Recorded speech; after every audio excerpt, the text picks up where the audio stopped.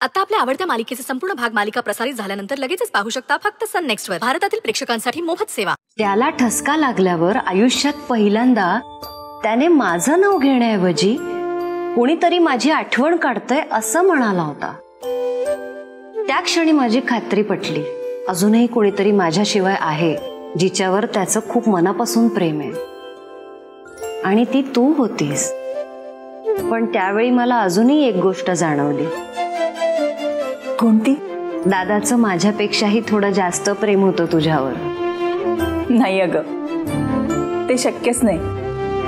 कारण जर तसं असतं ना तर मी मैत्रीपासून दूर होणार असं कारण सांगून त्यांनी माझी ट्रान्सफर नसती केली.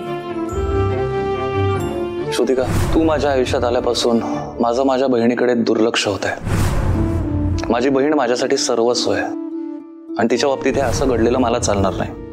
माझ्या आयुष्यातला हाच तो दिवस ज्या दिवशी त्यांनी मला नकार देण्याचं ठामपणे ठरवलं होतं. अर्धवट बोलतेस तू.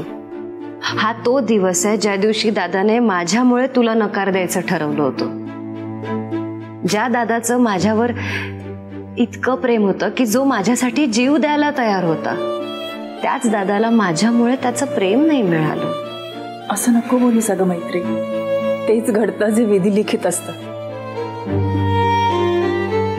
माझी ना खूप इच्छा होती दादाचं लग्न झालेलं बघण्याची, जबाबदार नवरा म्हणून संसार करताना बघण्याची, आणि सगळ्यात महत्वाचं म्हणजे आत्या म्हणून त्याच्या मुलांशी खेळण्याची. दुष्ट लागली कोणाची तरी. मैत्री, आवर अगं स्वतःला. जी वस्तुस्थिती आहे ती स्वीकारावी लागेल ना.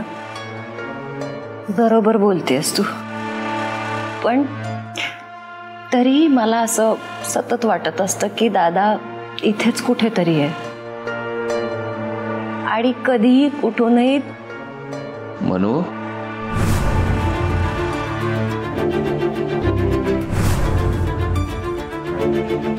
मैत्री, काय झालं? नाही, काही नाही. दादाचा विषय निघाला की मला असे भास होत असतात. इमोशनल व्हायला होतं. आय एम सॉरी, मी तुझा खूप वेळ घेतला. तिथे आदिती पण एकटी आहे. झोप.